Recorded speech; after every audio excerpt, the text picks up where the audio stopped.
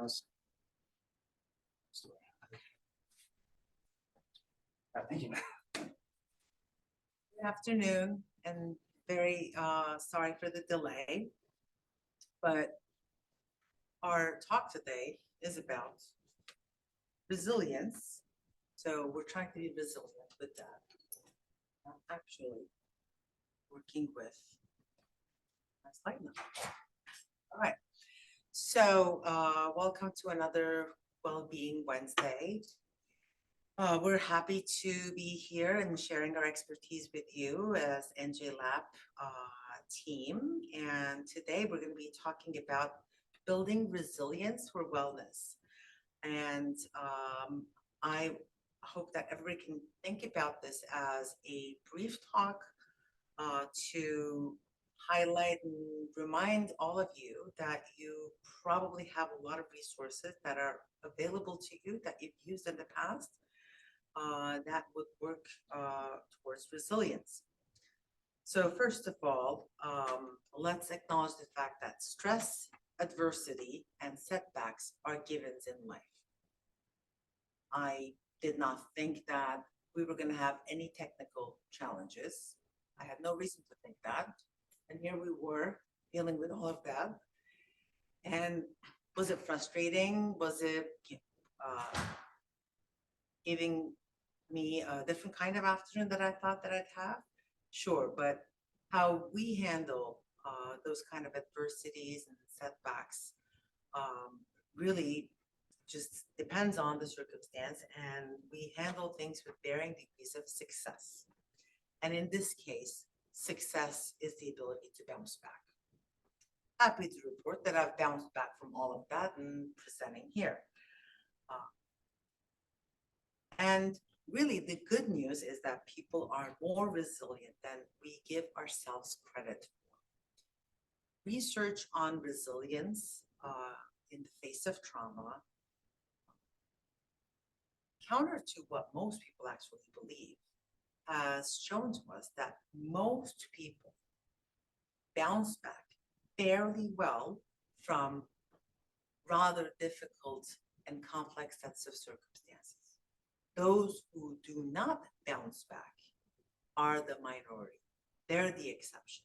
So it may take longer, it may take different resources for you to utilize, but by and large, research shows us that we're more resilient than we think we are.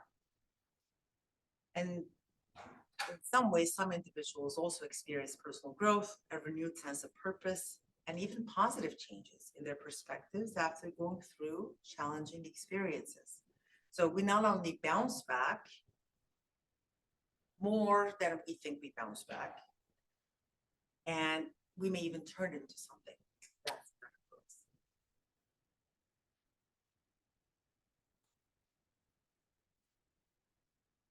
So what's resilience? Resilience is, and as I've been trying to define things and move us to a place of like what kind of resources can we use, I of course ran into many different definitions of resilience, which is one of the challenges because what people think resilience is, may be different from person to person. But for the purposes of this presentation, I'm going to consider resilience the ability to bounce back from adversity. Now, what's adversity for one person may not be adversity for another person, so it changes. But essentially, whatever you feel has been an adverse experience, a set of adverse experiences, the ability to bounce back from it is what we define as resilience. Essentially, it's a complex and multifaceted concept, and it involves psychological, emotional, social, or even physical factors. So you might be bouncing back emotionally, but maybe not physically yet, right? Or physically you bounce back from, say, a prolonged period of illness and going to doctors and getting tested for numerous things and being scared about what's happening. Maybe you physically bounce back, but emotionally not yet. So it doesn't necessarily all happen at the same time either. So I wanted to kind of divide this talk into two parts. One is a quick review of what are some of the current researchers finding about resilience, to kind of deal a little bit more with the myth versus reality, or at least what we're able to see from research. So here are a few points, and I'll elaborate on some of them down the line in terms of, so now that we know this, what do we do to become more resilient? So here are some of the things that we know. We all have different natural levels of resilience. So we all have a baseline of sorts. So we're talking about, like, someone whose baseline is a little lower than the other person may have a harder time bouncing back, but we all sort of like have a reserve of it in some ways. And research also shows us that resilient individuals are more flexible, which allows them to adjust their thoughts, emotions, behaviors according to changing circumstances. So what that means is flexibility means adaptability. Adaptability then helps resilience. And resilience also involves the use of effective coping strategies to manage stress and challenges. And experiencing positive emotions builds resilience and enhance an individual's ability to navigate difficult situations. So positive emotions. Now, the issue that I have with a lot of social science and psychology research is when you hear these research findings, you go like, yeah, sure. Doesn't everybody know that? One, we didn't necessarily know that for sure. Maybe we had hunches about some of these things, but these are actually taken from relatively recent and current research studies. So again, different natural levels of resilience, flexibility builds resilience, as well as coping strategies that are effective, as well as positive emotions. Strong social connections and a support network are important as well for building resilience. Again, research tells us that viewing challenges and setbacks as an opportunity for learning and personal growth in and of itself fosters resilience. What that means is you see adversity, you're in adversity, you're dealing with it. And then if you have a growth mindset about it, that means that it is building on your resilience, to think of it that way.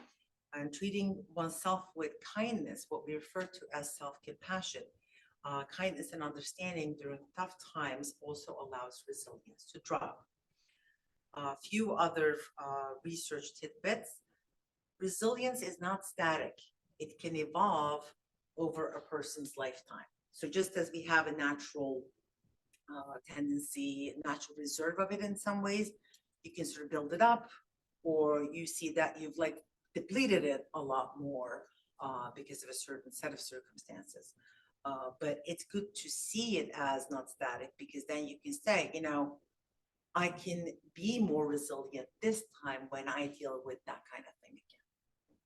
And we know, very fortunately, that resilience is this phenomena that could be cultivated and enhanced by interventions, working on things, which is really the second part of this talk.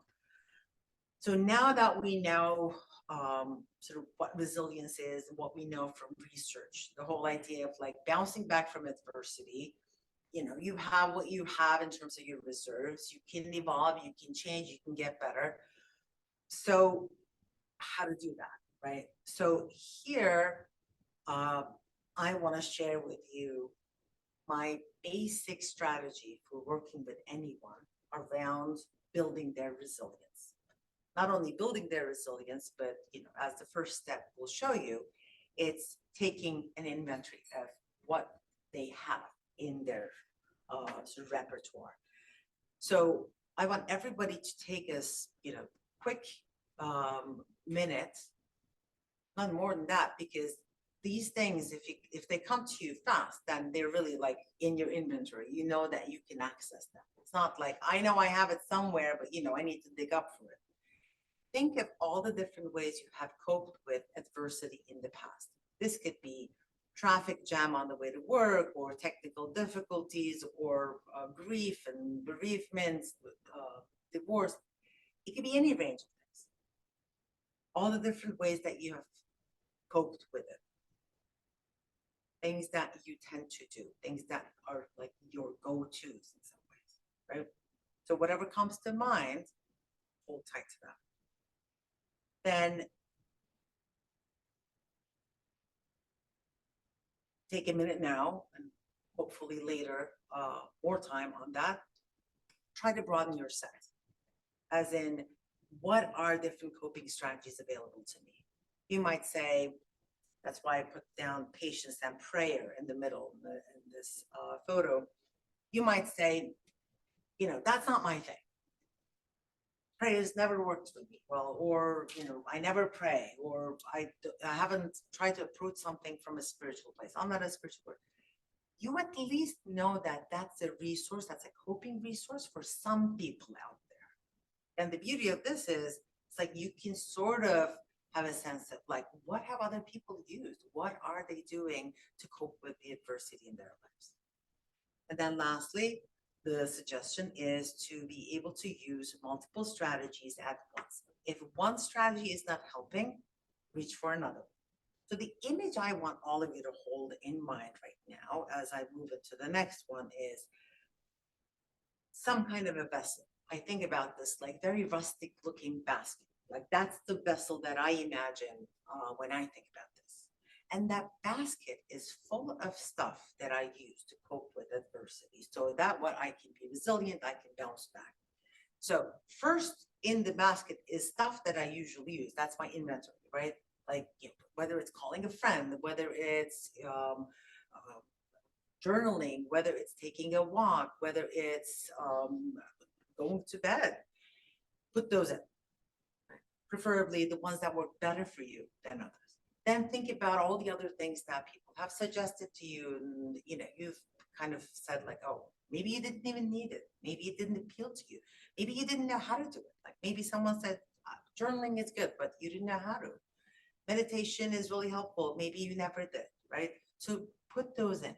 And really, when you're in a situation where you're in the midst of adversity, all you have to do is just reach into that vessel, whatever vessel that you're visualizing. And I feel like that helps, because to me, like, I got to pull out that basket, right? So I pull the basket, I take one thing, and then I'm like, okay, is that going to help me? Call a friend. This is like more than that. So I could just put it back in the basket and take the next thing out. I could say, maybe writing down why I am so bothered by this, why this is really shaking me up, is going to help. Then give that a chance, right? So the idea is to use multiple strategies at once. And the reason why I say this is because we know, again, from research, that there are multiple and sometimes unexpected paths to resilience.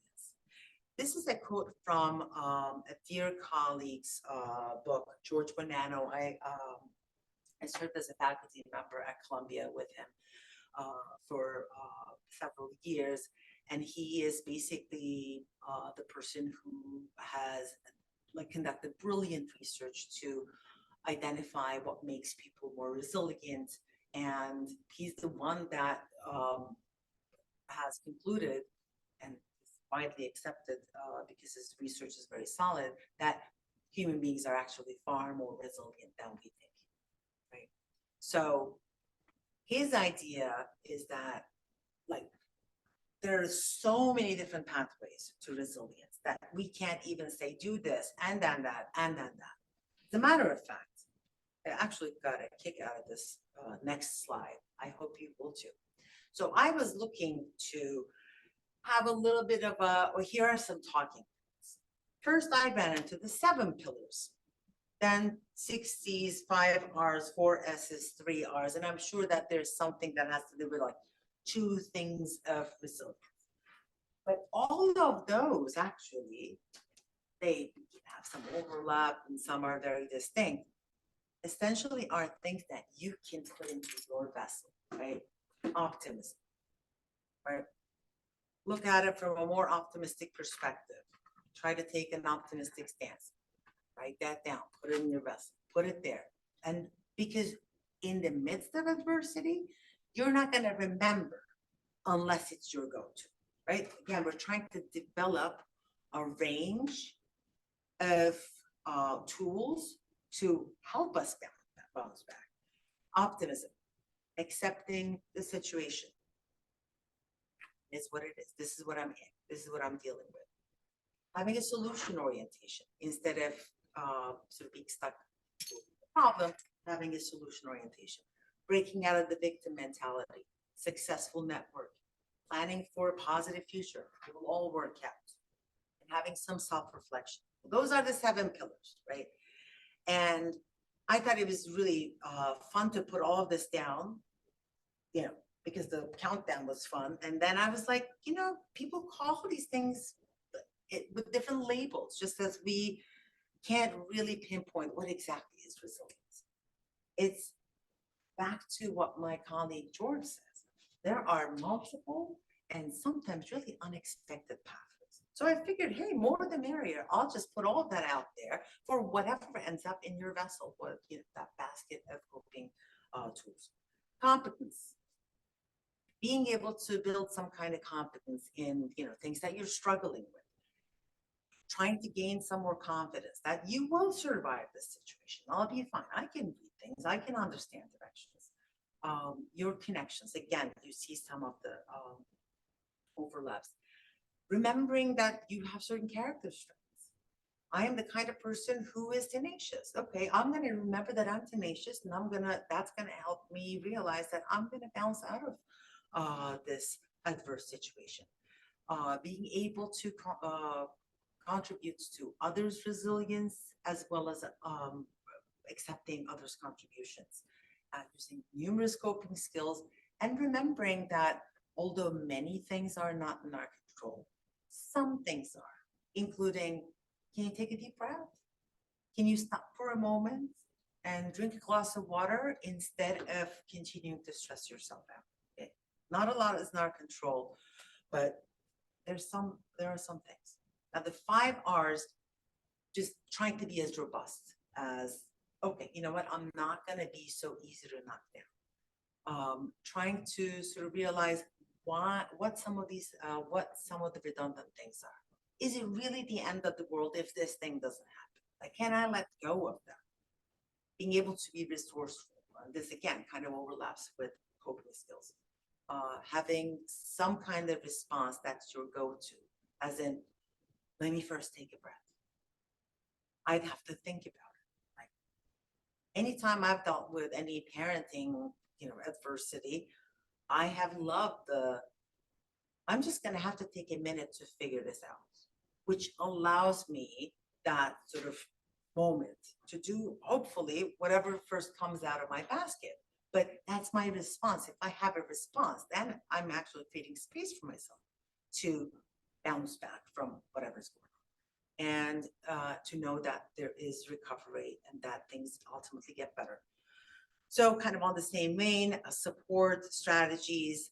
I'm not a big fan of the term, you know, maybe because I'm an English as a second language speaker, that's kind of like not a term that I use in my life, sagacity, but I think they like the 4 S's. So I'm going to go with sage advice. And again, finding solutions. And, you know, 3 R's, reflect, reframe, reach out. Now, all I'm saying is, however way you itemize these things, however way you label them, you get that picture, right? It's essentially not relying on one thing, gaining some kind of perspective, and then recognizing most of the time, most people bounce back. So can I. Now, in the midst of this, I want to end this talk with one of my favorite sources for sage advice, just Snoopy. And I feel like Snoopy always has good ideas. I know our own NJLAP team member, Noreen, talks about humor and smiles. So every time you find some humor in a difficult situation, that helps you bounce back. So that's part of it. That's a resource. I always say, when in doubt, eat well, sleep, do something that's a little enjoyable just play, yes, and then keep doing more of that until you have the resources built up. Connecting with friends, and ultimately, the looking up is recognizing that people do bounce back. So hopefully this gave you some thinking points about what your toolkit could consist of in terms of being more resilient. And since we don't have a lot of people in our live audience already over time, I guess I'm going to conclude this presentation unless there is a question from anyone here. I guess that's that. Remember that if the first strategy does not work, you just go to the other one. As long as you believe that you can bounce back and maybe even get stronger out of this. There is some wisdom to the doesn't kill you, makes you stronger type of thing. Although I wish everyone not a lot of those kind of experiences, but when they occur, you know, it's not the end of the world. Okay? Thank you. And this ends our presentation.